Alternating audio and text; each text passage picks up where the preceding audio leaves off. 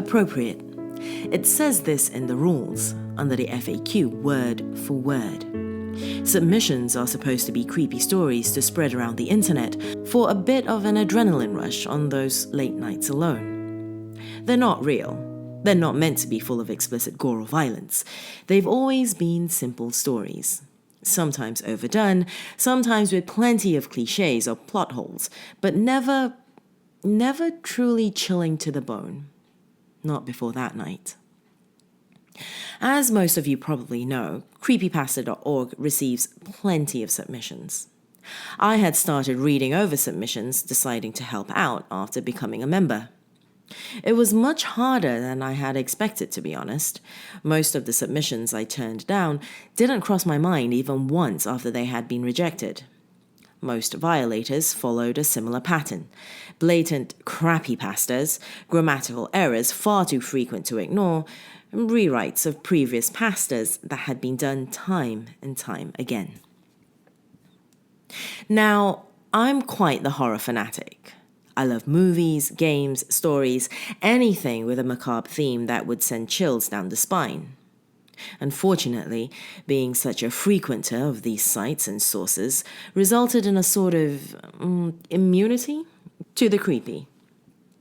Reading through submissions never really made me glance over my shoulder or peer into dark crevices. Not like it used to, anyway. I got cocky. I thought that nothing could scare me, that I was invincible to the supposed creep factor. I was stupid. It was late. My roommate was exhausted after studying for some class, so she had turned in for the night. My cat had been fed and was lounging in the other room, probably dozing off for the moment. Millie only ever got up to run around after I had gone to bed, finding that the most inconvenient time for me must have been the most fun for her. With no homework on my agenda and no work the next day, I tried to filter through as many of the submissions as I could, hoping for something new and exciting. Eventually, I got through rather quickly, rating each one and moving on. Shock factor was next on my list. A submission from a user named Submission Filler. I wouldn't be contacting whoever this was. This seemed like a one-time thing. Regardless, I started reading through, almost bored at first, as they seemed to go through with the cliche setting of being alone on a dark, stormy night. Nothing stood out, at least not at first, but I kept reading. Maybe they'd surprise me, I thought. God, I wish they hadn't. As I kept reading, the story warped into some twisted torture flick. Apparently, the protagonist wasn't completely alone. He had someone tied down in the other room. The narration quickly slipped into a step-by-step account of a horrific dissection without any anesthesia on some complete stranger. The part that sent a shiver up my spine was the descriptiveness. It seemed so detailed, so involved. It was like nothing I had ever read before, blunt and all too natural. I rejected it, of course. It violated the rules. The username looked fake. I simply discarded it with the others and moved on. It stuck, of course. It had disturbed me a great deal, but I brushed this off as just being a good narrative. If that submission had fallen within the rules, it might have made a good addition. A couple of days went by, and at first, I had forgotten all about shock factor. Eventually, I decided to look through submissions again. And again, I went through the stories and rejected whatever didn't follow the FAQ. Honestly, you'd think that some of these people hadn't even given the link a quick gloss over. And it showed up again. Shock factor, part 2. Did this person honestly expect a part 2 to be submitted when his first had been rejected? I felt kind of pissed off, thinking that this person had just resubmitted their work, and even a little bit nervous as I remembered how graphic the last one had been. Regardless, I opened the submission and started to skim through. I was disgusted as I found that the narrator was up to his older tricks, this time with a younger victim, stated as being somewhere around 15 years old.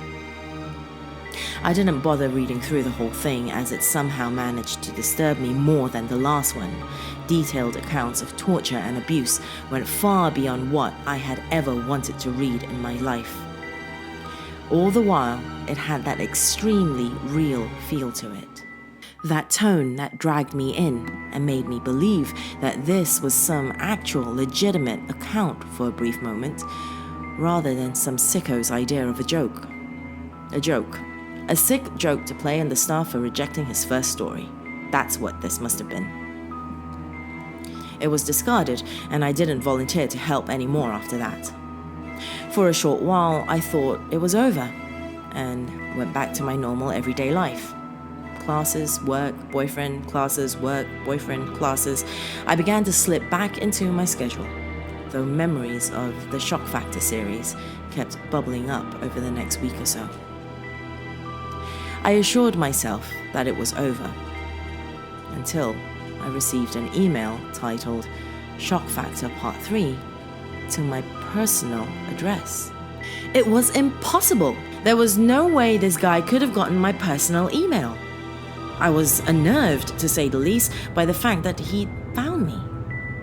I tried to think of every possible logical explanation, even getting upset as I considered that my roommate had planned some elaborate prank to disprove of my boasting over never being creeped out. After sending her an annoyed text, I received a new one, this time titled Shock Factor Part 3, You Should Read It This Time. My blood ran cold. I looked at the description nervously, the glimpse of a message any Gmail user would be familiar with seeing, located next to the message title. This time there's a cat, and I know you love it read, trailing off. I exited the tab and closed my computer. On some sort of god-awful suspicion, I suddenly stood up and began searching the apartment for Millie. I called for her, looked under the furniture. I even asked my roommate about her. I started to panic, convincing myself that whoever this anonymous sender was, they had somehow managed to get their hands on something close to me. My pet, out of my house, as the topic of one of his twisted stories. How else could he have known that I had a cat? How could he have known my email address? Who the hell was he? Months went by. I graduated. I moved on in life. I got a job. I never did find Millie after that. Never did find out who was emailing me. My old roommate assures me that she knew nothing about it. Occasionally, I'll still get these strange emails, even after changing over to new addresses. New additions to the Shock Factor series every time with a short description. The worst part is that every time I receive a submission, it seems to happen just after I lose something. And whatever I lose ends up in the story. I'll misplace a sewing kit and find Shock Factor Part 6, stitching. Or I'll lose a pair of scissors and receive Shock Factor Part 9, cutting up. It scares me now. I dread checking my email. I'm paranoid.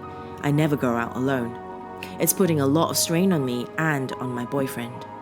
I make him go everywhere with me except to work. The Shock Factor series has worked its way to part 23 at this point. I don't know how much more of this I can take. If you ever see a submission from Submission Filler, an email titled Shock Factor, or from the address submission.spacefiller, anything of the sort, please ignore it. For your own sake, ignore it. I don't know if that would even work. It's driving me crazy. I can't go anywhere alone. I feel like someone is following me, like the stranger knows everything that goes on in my life. I don't know how his stories got so realistic either, but I don't want to think about it. I just got a text the other day too, one that has driven me to the point of seeking legal help. I'm going to the police now.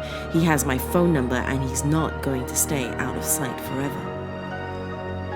Part 3 will feature a guest star. I'm afraid I'll have to move on to finding a new editor after she has her episode though. How unfortunate. I knew her so well.